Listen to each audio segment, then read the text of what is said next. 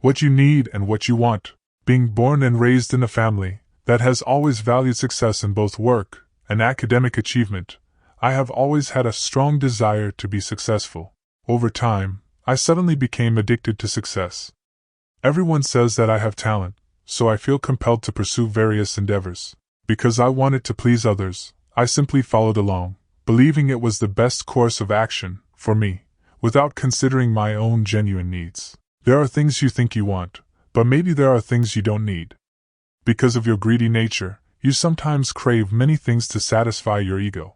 But unfortunately, you will never be satisfied, due to your tendency to become bored with what you possess, even if acquiring it required significant effort and time. So, what is the difference between what you need and what you want? Needs are something you must have. You cannot live without them. For example, you need to eat. You can fast for a few days, but eventually you need to eat. You don't have to have a lot of food, but you definitely need to eat in order to survive. Want is something you would like to have. It's not necessarily required, but it's nice to have it. Music is a good example. Some people argue that music is essential to life, because they cannot live without it. But we don't need music to survive. On the contrary, we need to eat. The reason we have to write at length about need and want is that we often confuse these two concepts. Something you think you need turns out to be something you like and want. There are things that you may not like or want, but still need to have. How many times have we heard children crying in a grocery store, toy store, asking their parents to buy the items they want? At that moment, you feel glad that it is not your child. You don't have to worry about those things. But actually, sometimes you also have to restrain yourself and not cry like a child because there are things you love so much that you don't require. However, whether you need it or not, you have the right to purchase what you like and desire. We also have a desperate desire to hold that item in our hands, just like a child. In addition to the essential necessities of life such as food, clothing, medicine, and housing, everything else falls into the category of wants rather than needs. Of course, you may enjoy living in a beautiful and luxurious house, indulging in good food, dressing well, among other things, but those are the things you want, not the things you need. When you closely examine the things you currently possess, and those you believe are essential, you will discover that there are numerous items you purchase simply because you enjoy them.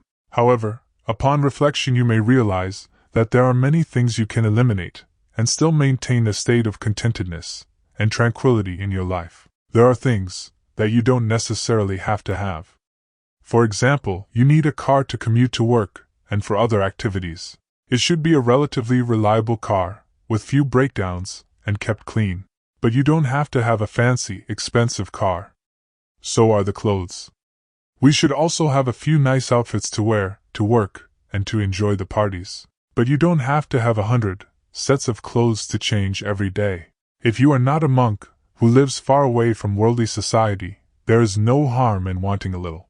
But if what you want becomes a burden in your life, that's something you should reconsider.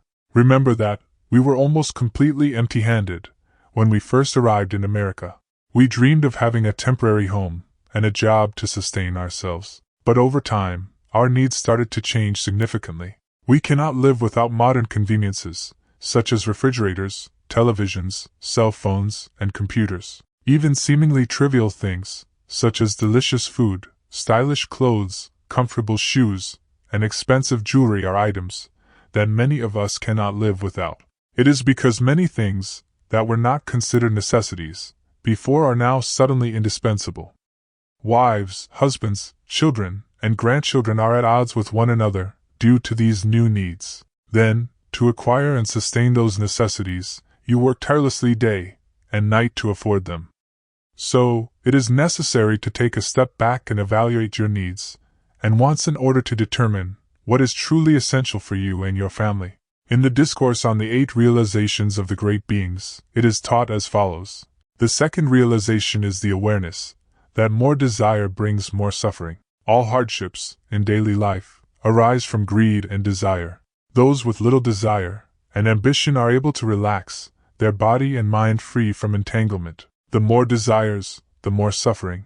This law has never been proven wrong, but it seems that greed is human karma, According to Buddhism, desires can be categorized into 5 types: wealth, lust, fame, indulgence in good food, and excessive sleep. We all want them as much as possible because we believe that these things bring happiness. At first, when you don't have anything, you just want one thing, like money. That's enough. But gradually, money alone is not enough. You need to have almost all of the 5 things mentioned above in order to be completely satisfied and happy. This materialistic, illusory happiness has caused you to struggle and suffer countless times. Because we live in an impermanent, ever-changing world, even the things you truly like and desire today may not be the same tomorrow. Why would you want to possess something and then discard it later simply because you no longer enjoy it? The happiness you dream of so dearly only exists like a water bubble, because it depends on whether you still desire it or not. Happiness, whether or not it is experienced, depends on your state of mind. As long as your heart no longer desires it, the object will no longer torment you. Being content with few desires is the antidote to the disease of greed. To comprehend the concept of finding contentment with minimal desires, it is essential to carefully examine your true needs and wants. The reason you have to take the time to think about it is because these things have a significant impact on the happiness in your life and that of your family.